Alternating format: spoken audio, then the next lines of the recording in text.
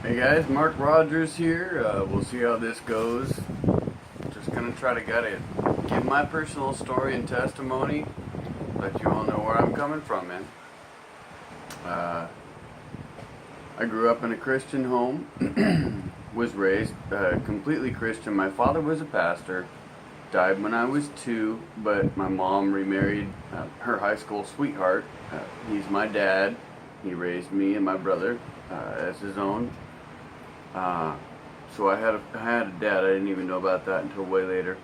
But I was still raised in the church. I am a PK, but I wasn't a PK, but I kind of was. I was raised, 3 times a week in church, sing in the choir, do everything, play a sport, play an instrument. That's just how I was raised, which I'm thankful for. They raised me right.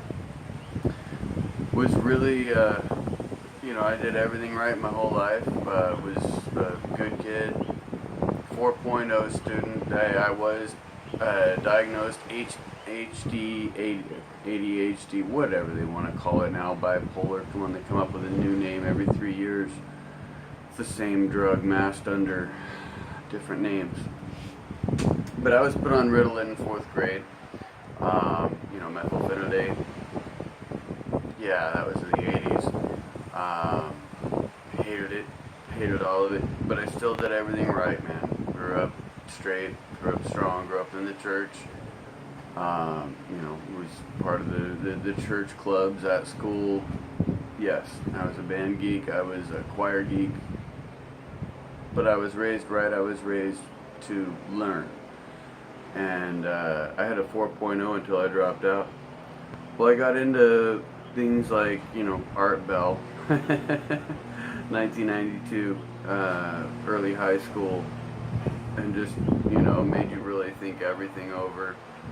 Church wasn't working for me. My life was really crappy, and I just hated everything. I cried for the world. I cried for the lack of, any kind of justice. And this is just, as a kid, we're so cruel to each other. And I grew up with that, and I was part of that. Don't get me wrong, I'm not blameless. I'm not a saint. Nothing special. But grew up right, everything. I tried to commit suicide at 15. I was sick of everything, and I gave up. I was halted in that attempt, and I'm thankful. And I ran away, and I fled into this little drainage ditch, and I just screamed to God. I was like, man, I know you're real, and I know I'm going to find you. Regardless of whatever it is, I want to know the truth. I want to find you. I will find you, God. And of course, I said it on my own terms. 15-year-old kid. Angry. Just at that age.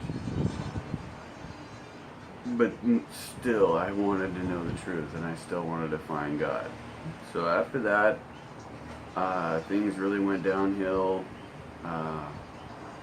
Not downhill, I mean, it went great for me, but things went downhill. Family disintegrated. Ran away. Went with the Grateful Dead for a little while. Got into sex, drugs, and rock and roll lifestyle. All of that. Completely went that route. I was still seeking. Yes, I'm reading from notes here because I've got to make this brief. I will go into graphic detail on each of these topics, but I'll ramble for 2 hours on each subject unless I keep it brief. So here we go. Still seeking and learning. I was into everything. I mean, I remember when Neil Donald Walsh and the Conversations with God got out, the first book, and I mean, I was waiting for number 2 and wanting a signed copy, and just, I was so deep into all of the craziness. Blavatsky, Crowley. I was with a Harvard Krishna cult for a while, got into Buddhism. Again, the Neil Donald Walsh. I used to buy those books for other people. Totally part of the New Age. Got into astral projection, hypnotism, of course, listening to Art Bell every night. You know, we have the aliens and everything. I already knew that the moon landing was a hoax. I mean, that was BS the first time I looked into it. I mean, it's the first time I investigated it. It was complete crock. Getting into all the truth movement studies, everything like that, and then I really got out of the hippie traveling, which I learned a lot from. I'll get into that in more detail. But I really learned a lot on those adventures on how to survive and how to live, and also learned about Christ's teachings, which was completely outside of the Bible. So I settled down, and got a job, started paying taxes, and trying to live right, whatever you want to say.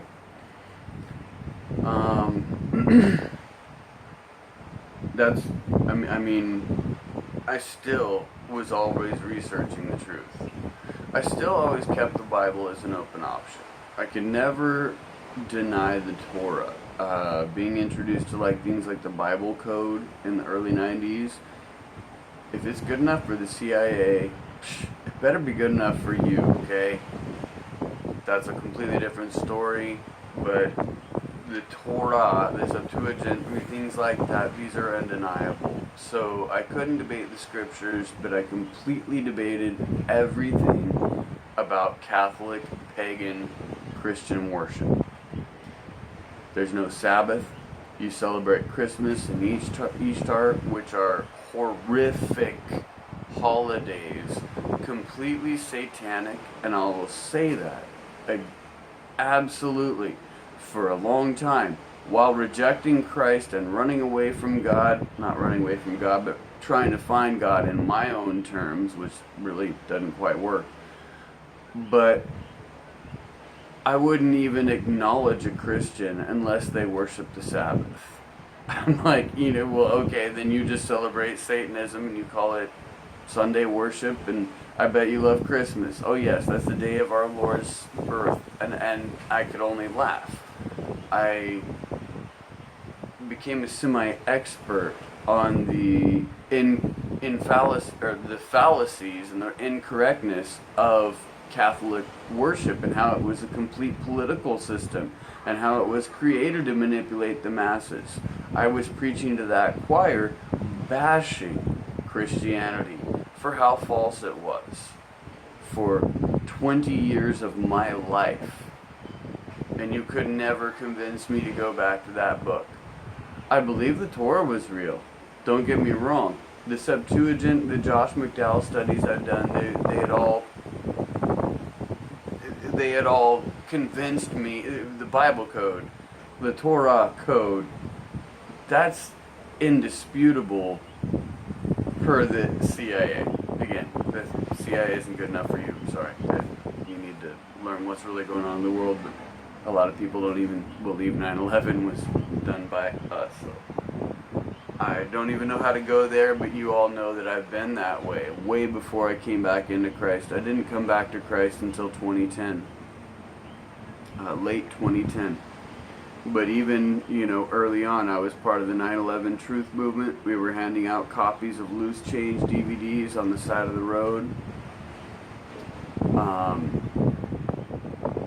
Involved in every conspiracy research, but still doing, Wicca and pagan and metaphysics and The Secret. When The Secret came out, I laughed. I was like, okay, so you're going to tell me they give you the key to the universe, and you're going to use it to get a girlfriend and a Lamborghini and a good paying job and $1 million and a mansion? Like, how stupid is that? If you got the keys to the universe, you better start exploring. That's what I did with astral projection as a younger kid. I always knew this life is just a moment. This life is a blink of an eye. We're dead, we're gone, and our souls are eternal. Energy cannot be created nor destroyed, merely transformed. Matter cannot be created nor destroyed, merely transformed. Light cannot be created nor destroyed, merely transformed. It is all the same equation. And I do believe in some of the physical laws, even though I do completely preach flat earth. But the physical laws are immutable. There is no gravity. There is density in atmosphere and density in gaseous inside a contained system that's domed by the firmament. Complete. And that's okay. I studied astrophysics. Long ago. I don't like watching movies and distractions. I like documentaries. I learned as a kid, if I want to know something, I can teach myself it. And I spent so much time in libraries. I spent hours doing microfiche back in the day, if anybody remembers microfiche, back before the internet, good old days. When you're homeless, you spend a lot of time in the libraries. And I was homeless by choice because I was traveling. I was searching. So, came back to reality. I will ramble on about any of these topics. That's why I'm trying to keep this precise. Okay. I settled down in my mid-20s, and then things happened that I would only talk to people like David Carrico or Jesse Spots. Those are the only people that I would talk to about it, or Hans Friesinger. That'll give you a hint, and most of you know who I'm talking about. Most of you don't know what I'm talking about, and it's good that way, because again, that's something that just people need to be protected. Things happened. I gave up. I was ready to die. I had done it all. I had traveled. I had had my fun. I had sowed my wild oats. I had been crazy. I had had a good ride, and I gave up. Yeah, about 22.